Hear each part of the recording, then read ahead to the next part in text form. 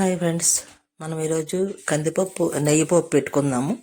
నేను ఒక గ్లాస్ కందిపప్పు తీసుకొని అందులోని వాటర్ పోసి ఒక 10 నిమిషాలు నానబెట్టేస్తాము.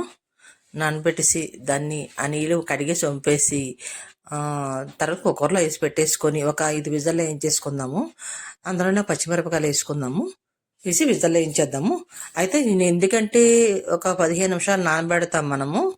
అందులో అది నానబెట్టి వంపడం వల్ల గ్యాస్ట్రిక్ ప్రాబ్లం రాదండి. గ్యాస్ట్రిక్ కందిపప్పు అంటే గ్యాస్ట్రిక్ అంటారు కదా, అది లేకుండా ఉంటుంది. మన బాగా నానబెట్టి అని వంపిస్తే అలాగ చెయ్యండి. ఈసారి మీరు ట్రై చేయండి. ఇదిగోండి పప్పు చక్కగా ఉడికిపోయింది.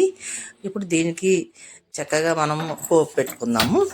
దానికోసం నేను ఇగో కళాయి వేసుకొని కొంచెం నెయ్యి వేసానండి. నేను నెయ్యి పోపు పెడుతున్నాను. నెయ్యి వేసుకున్నాను. నెయ్యి వేసుకొని మనము పోపు రెడీ చేసుకుందాము. ఎండుమిరపకాయలు, జీలకర్ర అంటే నేను అన్నీ రెడీ చేసుకున్నాను. ఆవాలు, పోపులు చూసారు కదా, పచ్చిశనగపప్పు ఇవన్నీ వేసి పోపు రెడీ చేస్తున్నాను. చక్కగా కలిపేసుకుందాము. మాడిపోకుండా చూసుకోండి పోపుని.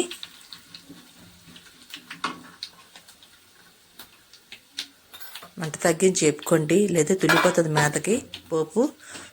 అందుకోసం నెమ్మదిగా వేపండి. ఆయిల్ కన్నా నెయ్యి పోపు చాలా స్పీడ్గా అయిపోతుందండి, అది మాత్రం చూసుకోండి వేడి. అయితే నేనేం చేశానంటే ఒక 2 టమాటాలు తీసేసి ఉడకపెట్టి టమాటా మిక్సీకి కొట్టేసి పక్కన పెట్టుకున్నాను. అది విసరమాన్ని కూడా ఇందులో వేసేసాను.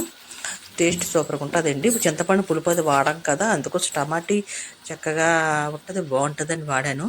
ఇప్పుడు నేను ఉప్పు వేసుకున్నాను సరిపడా. దానికి సరిపడా సాల్ట్ వేసుకొని దాన్ని బాగా ఉడకనిద్దాము. కొంచెం కారం ఎక్కువ కాకుండా ఒక చిన్న స్పూన్ కారం వేసాను.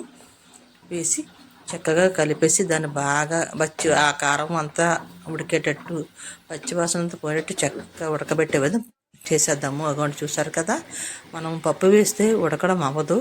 అందుకోసం ముందే దాన్ని బాగా ఉడకబెట్టేసుకుందాం. బాగా చూసారు కదా చక్కగా అయిపోయింది, చాలా బాగా. ఇప్పుడు మనం పప్పు వేసేసుకుంటున్నాము.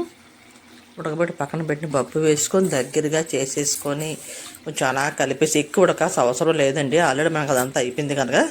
అలా రెండు మిక్స్ చేసేసి చక్కగా ఉడకపోయిన తర్వాత మనం కొత్తిమీర వేసేసి దించేసుకుంటామండి. ఈ నేతిలోని అందులో వేపడంతో సూపర్గా ఉంటుందండి టేస్ట్. మన అన్నంలో పప్పులో నెయ్యి వేసుకొని తింటారు, కానీ ఇలా అయితే ఇంకా టేస్ట్ బాగుంటుంది. మీరు ట్రై చేయండి. నేను ట్రై చేశాను, చాలా బాగా నచ్చింది. చక్కగాన మన పిల్లలకి ఎంత బాగుంటుంది తినడానికి. వాళ్ళకి మంచిది, ఒక్కొక్క ముద్దకి మంచి స్మెల్ వేస్తుంది, సూపర్గా నెయ్యి వాసన వస్తుంది. పప్పు రెడీ చేసుకున్నాను కదా, మీరు కూడా ట్రై చేయండి. నా ఛానల్ చూస్తామని ధన్యవాదాలు. లైక్ చేయండి, షేర్ చేయండి, సబ్స్క్రైబ్ చేయండి మర్చిపోకండి. ప్లీజ్ నాకు సపోర్ట్ ఇవ్వండి. ఒక లైక్ చేయండి కంపల్సరీ. ఎలా ఉందో కామెంట్స్లో తెలియజేయండి. Thank you very much friends. మీరు కూడా ట్రై చేయండి.